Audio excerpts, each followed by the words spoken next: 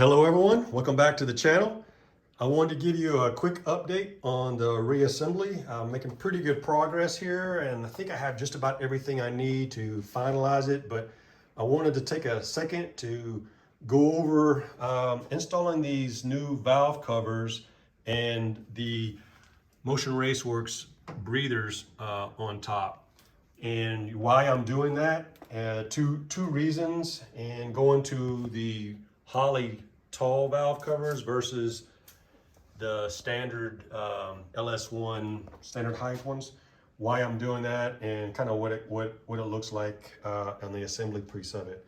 So the first reason why I'm doing this is I had these stock coil brackets on top of the valve cover, right? They're mounted here and with the wires and the plug wires and everything. And so in order to pull the valve covers to check the valves, retorque the heads or whatever, it was a pain pulling everything off. You know, pulling the wires, plug wires, disconnecting the harness that goes to the coil, pull the coil packs off, pull the valve covers off, all that on a hot motor between rounds was just, it was just a pain in the butt, and it made it to where I didn't want to do it. And particularly if I was in a hurry and I had a lot to do turning the car around, and if I'm in multiple classes or something like that, it just wasn't, it made it to where I didn't want to do it. And which led to me not checking it, and a rocker arm backed off, broke the rocker arm on the shaft. So I have Jesel valve train on here, and I'll show you here in a second. And so it broke them, closed the valves, blew a head gasket under boost, and ruined the weekend for me. It was during eliminations, so not a good plan, right? So my I guess the way to fix this was to relocate the coils on the tubes. So my down tubes here for my roll bar, I'm gonna relocate them there. I got the brackets already.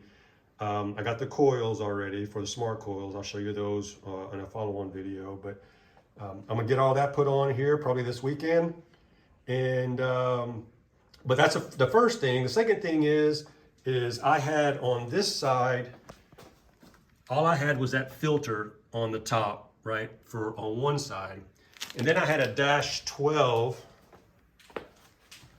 on the passenger side, that a -12 line that went to a non-baffled tube, that went to a standard Moroso style catch can, kind of like an overflow tank, not baffled or anything. And so it did have oil. It would collect oil, not a whole lot.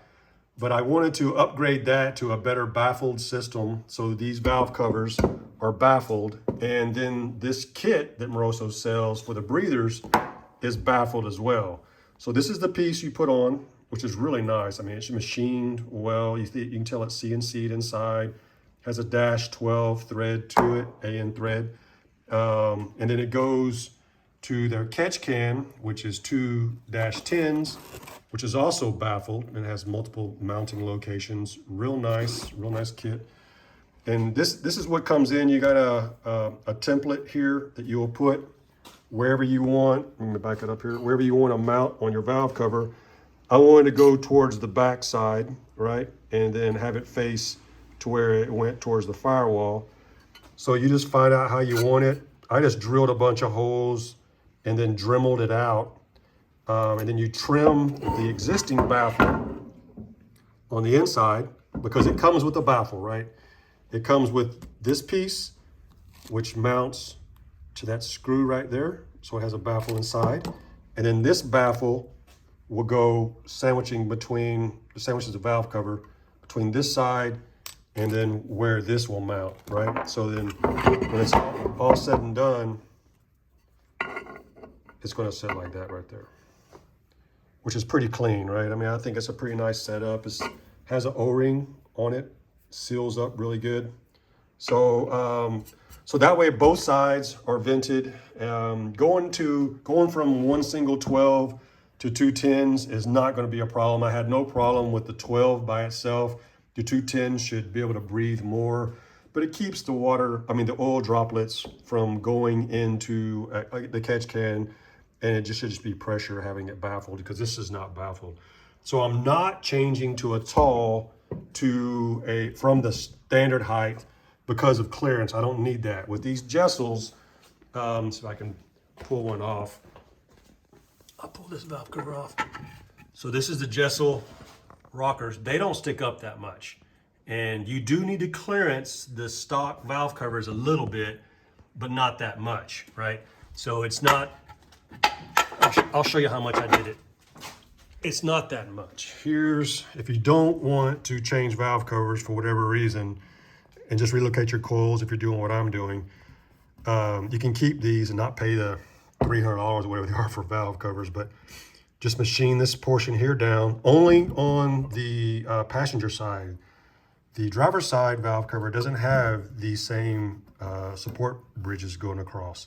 So you just got to machine these down. That's got a cut off wheel and ground those down. There's a couple of these little dimples you got to machine down. You just do it a couple times and try it and see where it hits and fits. But you can see where I kind of machine it down a little bit, not a whole lot. And the stock ones will fit. You don't need to do that. The only thing is this, you're not going to have a baffled overflow going to your catch can or breather going to your catch can.